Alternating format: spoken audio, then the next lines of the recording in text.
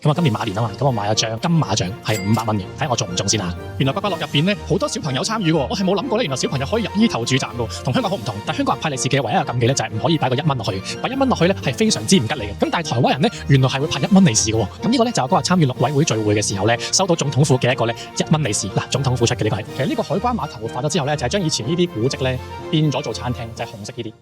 Hello， 大家好，我係士多馬 Alan。今日咧係年初3啊，先祝大家咧新年快樂，龍馬精神，身體健康，心想事成，福氣咧馬上來啊！今日咧阿 Joyce 唔得閒啊，所以得我一個拍片。咁我落咗咧淡水老街咧行過大運，而家咧超多人啊！咁啊順便咧行下淡水新開咗個景點啊，就係活化咗嘅海關碼頭。聽聞嗰邊咧開有啲餐廳同埋鋪頭，咁啊順便去行下咁樣咯，行過大運。每逢過年咧，淡水老街都超多人，全個台灣嘅人咧都嚟淡水老街玩。頭先我揸機車落嚟嘅時候咧，已經大塞車啦，完全冇位停車。台灣人咧新年有一個習俗咧係一定要做，而我係從來未做過嘅，就係咧玩刮刮樂啊！所以今日咧我就想嚟試下自己嘅運氣，玩下刮刮樂，睇下咧究竟我能夠中到幾多錢啊！哇！呢度搭船過百里啊，排晒長龍啊！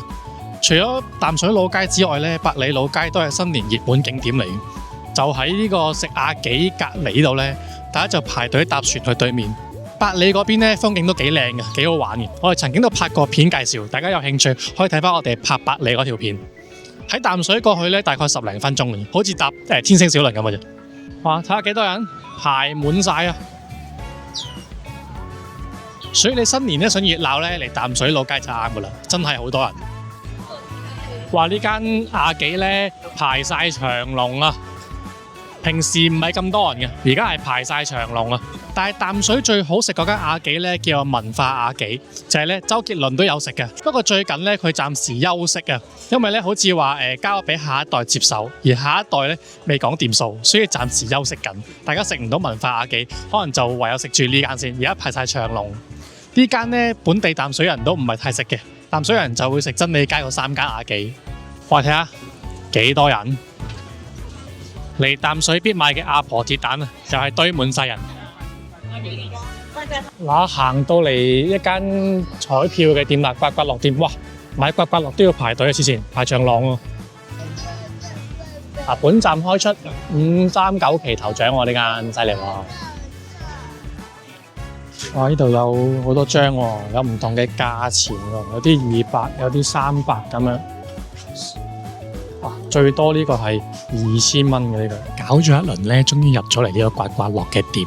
門口排隊嗰度咧，原來係中獎嘅就排隊去換錢啊！原來咁多人中獎咁啊！今年馬年啊嘛，咁我買咗張，呢張係金馬獎，係500蚊嘅，睇下我中唔中先啊！佢話呢個係中獎率100%。哦，原來最多係頭獎係300萬喎，呢張原來。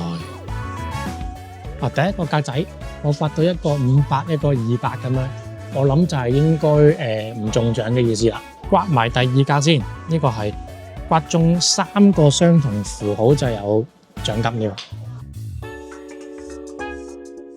咁可能即係唔中嘅意思啦，我就有2個鑽石，2個皇冠，冇3個相同符號，即係又唔中。刮晒啦，幸運號碼咧上邊係2號、12號，我係中咗2號嘅，2號係100蚊。呢張嘢咧係500蚊，即係我蝕咗400蚊。500蚊張刮刮樂100% 中獎，我係中咗100蚊嘅，我諗呢個應該係最少噶啦，蝕咗4嚿水嚇，幾得意啊！第一次參與呢個刮刮樂啊！但我留意到一樣嘢咧，原來刮刮樂入邊咧好多小朋友參與嘅喎，好多家長帶小朋友入嚟咧一齊玩刮刮樂，咁啊中獎就好開心咁啦。其實我係冇諗過咧，原來小朋友可以入呢頭主站嘅喎，同香港好唔同。因為香港咧小朋友係唔可以入頭主站噶嘛，即係政府係唔俾小朋友參與呢啲賭博嘅行為喎。原來台灣係可以嘅喎，幾有趣喎！呢個文化嘅唔同。喺沙灘度表演畫畫，呢個人係經常都喺度嘅，但係今日超多人睇啦，排滿晒，好犀利㗎佢。每次畫完你先知道係咩嚟㗎，反轉睇下，反轉你先知㗎，好勁㗎呢個，犀利犀利。呢度咧有幾棵大榕樹，係我覺得淡水咧其中一個最舒服、最靚嘅地方嚟。喺河畔咁樣行。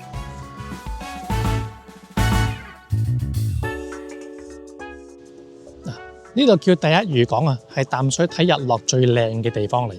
而家咧起埋條橋之後咧，配埋個日落咧係好靚嘅。呢條橋咧叫淡江大橋，喺我嚟淡水，喺我嚟台灣嘅時候都未起嘅。而家6年之後咧，終於起好。呢條橋咧喺今年5月就會開通噶啦，好期待。因為開通咗之後咧，喺淡水去機場咧只係需要半個鐘，而家係要1個鐘嘅。如果唔塞車嘅話，所以咧好期待佢快啲開。開完之後交通咧就會方便好多好多。之前呢條橋咧話臨開前咧係會有個跑步嘅活動喺條橋上面跑馬拉松咁啦，我哋有嘗試報名啦，1分鐘咧就已經報滿晒啦，所以我哋係完全報唔到。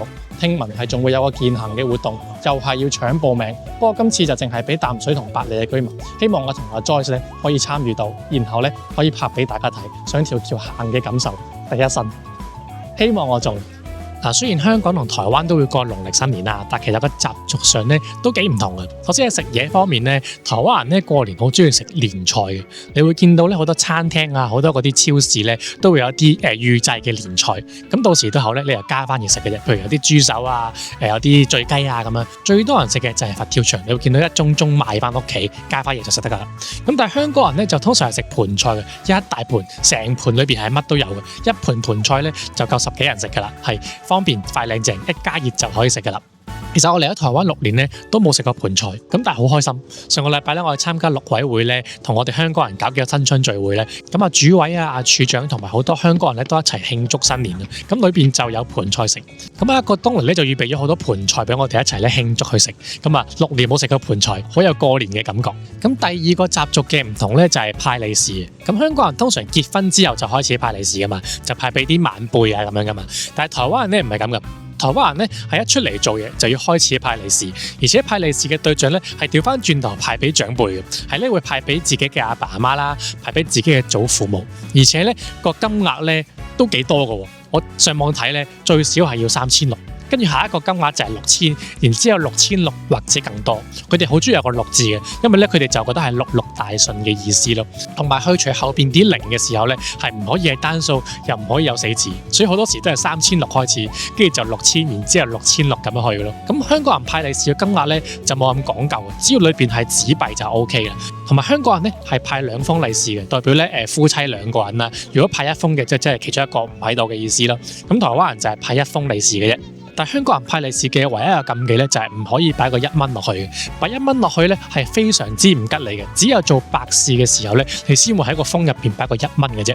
咁但係台灣人咧，原來係會派1蚊利是嘅喎。每逢過年咧，嗰啲公廟啊，或者嗰啲公司啊，或者啲政治人物咧，都會喺街度派發1蚊利是嘅。咁呢個咧就係嗰日參與陸委會聚會嘅時候咧，收到總統府嘅一個咧1蚊利是。嗱，總統府出嘅呢個係，咁佢哋就整咗張好靚嘅賀卡咁啦，咁裏邊咧就貼住個1蚊嘅，呢個係1蚊利是，個寓意咧係一元復始、萬象更新嘅意思，就唔係香港個1蚊嗰個唔吉利嘅意思咯。呢個就係嗰個文化嘅唔同咯，我覺得幾有趣。呢張卡咧好靚噶，呢張卡咧係可以咁樣摺起啦，然之後咁樣攝住咧，可以就咁擺喺屋企。咁呢個1蚊咧又叫錢母啊，有啲人就會攞去嗰啲公廟度咧過香爐，咁然之後就將呢個1蚊咧擺喺個銀包度，咁啊寓意錢生錢嘅意思啊，錢母即係錢嘅阿媽咁樣咯。咁就佢哋有呢個咁嘅習俗咯，咁係幾有趣幾得意，同香港咧係都幾唔同嘅。咁我而家咧過去個海關碼頭度睇下有啲咩新開咗，拍俾大家睇。喺第一漁港咧繼續向前行就會經過呢間餐廳。呢間餐廳咧叫做時光樹影，我同阿 Joyce 都成日嚟食嘅。佢咧望住無敵嘅河景，同埋望到條橋嘅，係好舒服嘅。佢裏邊啲嘢咧都幾好食嘅。大家如果有興趣都可以嚟呢度咧，食個下午茶啊，chill下係幾正嘅。再向前行就係海關碼頭啦，睇下開咗啲咩先啊。係啦，過呢條橋就係啦。就喺度，海關碼頭河畔十光文創園區，就呢度有間冰屋，有間飲品，應該打邊爐、日本料理，我有港式茶客棧喎，仲有啲西餐廳咁，去睇下先。哦，呢間冰屋新年冇開喎，原來佢呢度咧全部都係古蹟嚟㗎，活化咗變咗餐廳咁咯。呢間係邊爐喎？十光鍋屋。哦，2人套餐1200蚊，4人就2000幾，6人就差唔多4000蚊。個環境係點嘅咧？一間古屋咁樣。哦，咁嘅，冇乜裝修嘅個環境，咁樣嘅裏邊。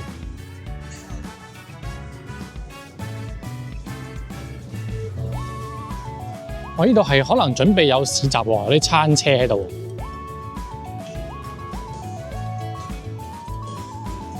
日本料理買1送1，而家睇下先入去。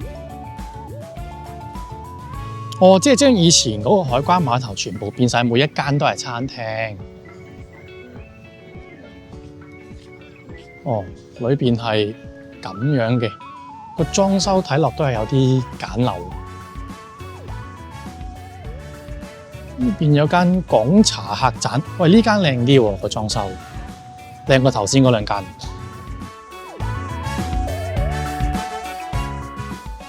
喺度仲有間居酒屋，叫做三良貝，而家未開喎。但係呢個就唔係舊嘢嚟嘅喎，呢個係新搭出嚟嘅一間鐵皮屋。仲有間意式餐廳呢度。都係新搭出嚟嘅喎，呢間唔係舊嘢嚟嘅喎。睇下咩食？扒餐680，牛沙朗牛扒580，啲沙律就200幾，啲 brunch 就200-300蚊，意大利飯同燉麵就300零，正常價錢啦。個環境係咁嘅。原來佢馬路邊都仲有一間嘅賣飲品嘅，不過今日就冇開，可能過年啦。嗱，就係咁樣望埋去。其實呢個海關碼頭活化咗之後咧，就係將以前呢啲古蹟咧變咗做餐廳，就係紅色呢啲。咁但係感覺上咧，我就覺得係冇乜特色嘅。嗰啲餐廳亦都唔係特別吸引，裏邊嘅裝修亦都唔係特別靚咯。我行完之後，我係冇想消費同幫襯。所以我覺得大家可以順路嚟就可以行下啦，就唔使特登過嚟行咯。如果比起第一漁港嗰邊啲餐廳咧，譬如咩容提啊、時光樹影咧，嗰邊啲餐廳咧就靚同埋吸引好多啦。呢度仲係爭少少，我覺得係有改善同進步嘅空間。佢就喺紅毛城對面嘅啫。咁今日條片就嚟到呢度啦。如果大家中意嘅，記住留言、訂閱、按讚。下條片再見，祝大家新年快樂，恭喜發財，拜拜。